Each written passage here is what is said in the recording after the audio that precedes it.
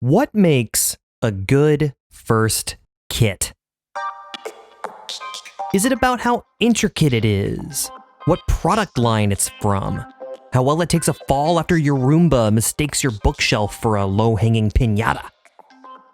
Does it matter what grade it is, or how old it is? Or how not the perfect grade EVA Unit 01 it is? The answer to me is simple.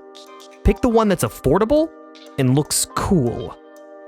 Everything else is secondary until you learn what you like and don't like about building model kits.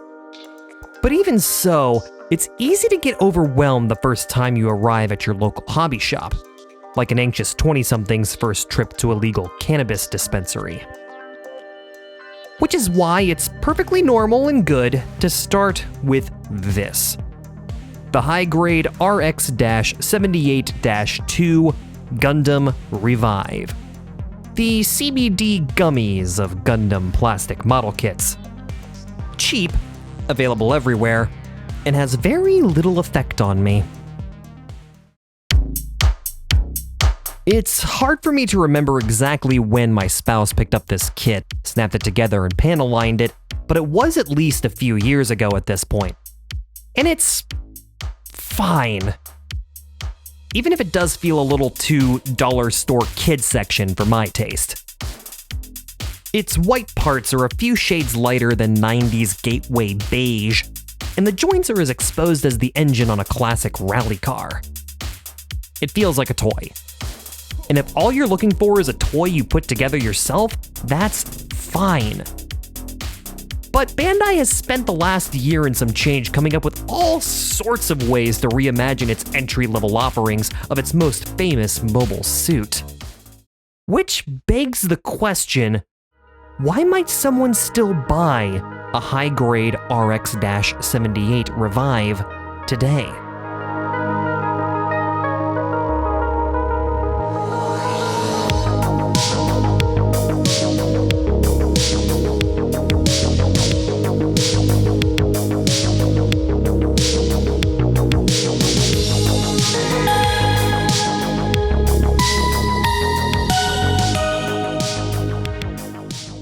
I posed this question to the galaxy brain super geniuses of the internet a couple weeks back, and received a whole bunch of answers including price and simple design preference. But more than a few people commented that you'd still purchase the RX-78 Revive today on the basis of anime accuracy. Which makes me wonder, and I say this with all due respect, have any of you actually watched the original series? The animation is as consistent as my own YouTube release schedule, and my own channel logo is based off of one of 0079's more wonky frames. But it goes even deeper still. Even the shots of the RX-78 that look good aren't necessarily consistent. The original series has some proper quality shots, sure, but also plenty of quality with massive inverted commas on either end. It's things like this that have always perplexed me about the anime accuracy argument with any kit or figure from a popular series. When you purchase a 3D real-world representation of a 2D animated design, it's naturally going to differ from the source material at least a little bit. For one thing, it's not drawn. Plus, it needs to encapsulate the source material's design from all angles. And no matter how talented the designer, drawn perspective is always going to differ at least a little bit from what you might see in person. Which is why, in my humble and generally correct opinion, the best kits and figures tend to reflect what the builder or collector remembers the source material looking like. Maybe you grew up idolizing the RX-78. Maybe you had posters or obsessed over sketchy recorded VHS tapes your mom bought you from a flea market in 1992 that all seemed to end with a few seconds of some schmuck's wedding video. You likely remember the Gundam more as an imposing, ferocious wolf on the hunt, instead of the more docile basset hound reality. And maybe that's why many Ver.Ka kits are held in such high regard. They aren't obsessively adhering to anime accuracy. Rather, they're adhering to one designer's memory and conveyance of a design to an audience of hobbyists. But Jason! You squeal into the screen while slapping your keyboard to the rhythm of whatever happy hardcore playlist you're listening to in current year. I want my kids to look exactly like they do in the show and nothing else. I want to comment on Imager posts and tell other hobbyists about how their kit's shoulder armor is slightly shorter than represented in episode 22 of Mobile Suit Gundam Unicorn Re:0096. And you best believe that I'm coming at you with photographic evidence that shows scientifically that your kit is inferior, useless, and basically ruined my childhood.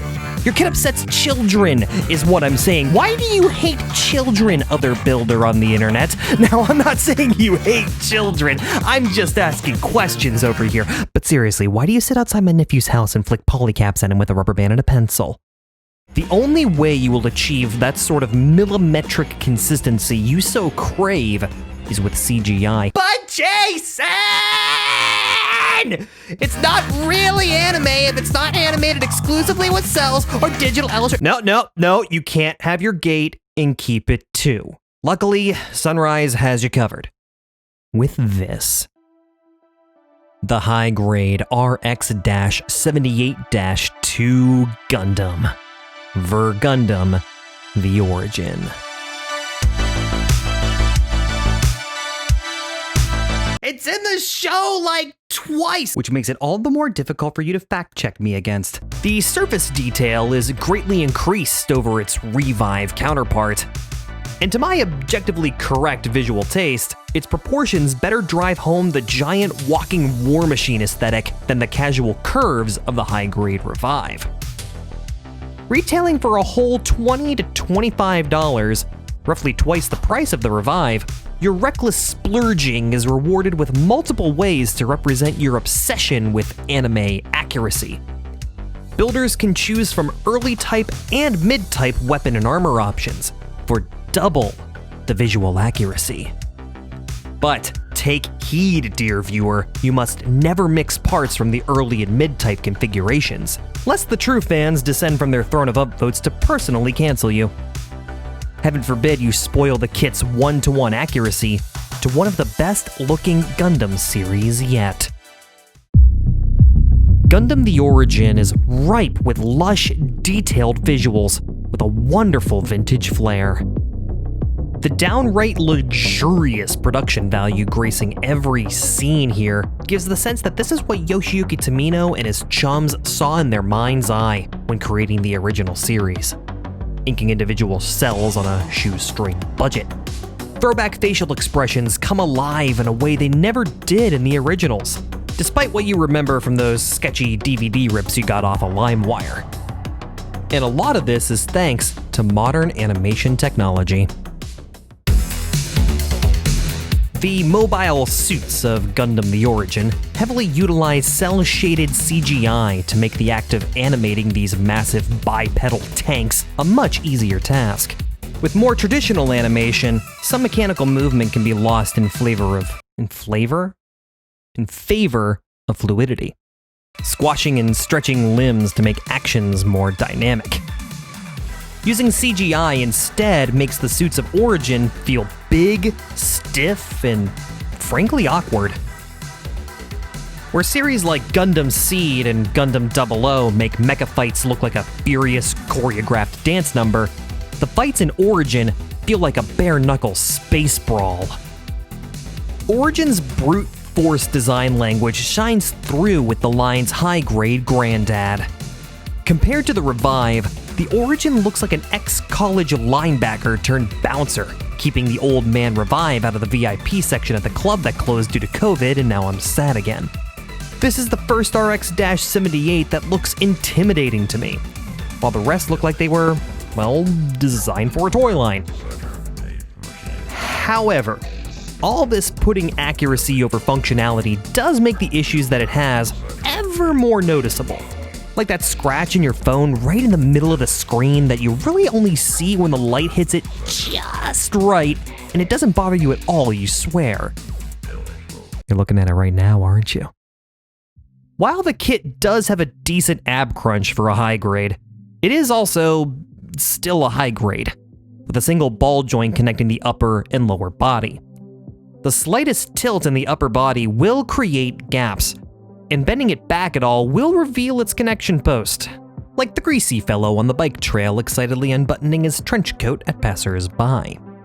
Exposed connections on a high grade are nothing new, but on a kit as detailed as this one, it's harder to overlook the not-so-subtle reminders that, yes, this is a kit from an entry-level line. Like your fancy computer case concealing years of poor wiring and dust buildup. The High Grade RX-78 Origin is trying its best to punch above its weight class. It conceals its flaws well, but once you notice them, they're a little difficult to unsee. Which brings me back to the CGI, which, rather annoyingly, runs at a faster frame rate most of the time than the rest of the animation going on the screen. It makes it feel out of place. On its own, it's perfectly fine, but when showcased next to more traditional frame-by-frame animation, it begins to feel like the mobile suits are just superimposed on top of another scene playing out on the screen. Even though it's likely made the workload on animators way more efficient, there's a disconnect between what's happening with the machines and what's happening between the characters that, once you notice it, never goes away. Kind of like that scratch in the middle of your screen, though it never is enough to make the show any less enjoyable. You still get to see Casval's transformation into the infamous Char Aznable. We get to witness the rise of mobile suits and the Xeon quest for autonomy setting up the stage for the interpersonal conflicts of the Zabi family. This is a character-driven miniseries, not unlike other short-form OVAs like War in the Pocket, and watching the drama unfold over its short run is much more interesting to me than a series of flashy robot fights. Which makes getting worked up over the CGI a bit of a non-starter. It's kinda not worth it when there's so much more to love in this series. The same goes for the High Grade Origin RX-78. Yes, it looks a little funny if you over-articulate it, but I'd look a little funny too if I tried to bend backwards and end up throwing my back out. A contortionist, I am not. And I won't pretend to be one any more than a builder should pretend that the High Grade Origin is any more than what it is, which is a well-executed, well-detailed high grade that surpasses many kits with the same designation. It doesn't need nostalgia or your sugar-coated memories to make it look good, because its source material is just as you remember it, with a high poly count and mirror shine. But does that make it better than the High Grade Revive? Building the Origin after the Revive is a bit like sitting in a well-preserved Honda or Mazda from your youth at a local Cars and Coffee, when all you remember is your brother begrudgingly picking you up in his beleaguered RX-7 with more speeding tickets than oil changes. The show car, owned by some 40-something named Greg, is the immaculate representation of what the manufacturer rolled off the assembly line, frozen in time like the embalmed remains of Vladimir Lenin. It's perfect. Too perfect. You may still remember those soda-stained floor mats or peeling dash off your brother's once sporty two-seater, but it's the memories of winding through those back roads that you long for, with visions of Eurobeat dancing in your ears. Because after a few minutes in that garage-kept show car, its slick shine and low mileage odometer might just make you feel like something is off. It's a good product, but it's not the one you remember. You wanted to witness flawless accuracy, but now you have, and you find yourself longing for that beater's worn-out seats and cracked window tint. Because what sparks your memories might just be as important as making something look exactly like it did back in the day. Without experiences, a product is just a product, even if it's a pretty one. So what do you want out of your bad Gunpla? Something that sparks an inaccurate, heartwarming memory? Or an accurate consumer product ready for whatever memories may still be to come? Or maybe you're after neither of those things. Maybe radical artistic expression is more your speed. We'll talk about that next time.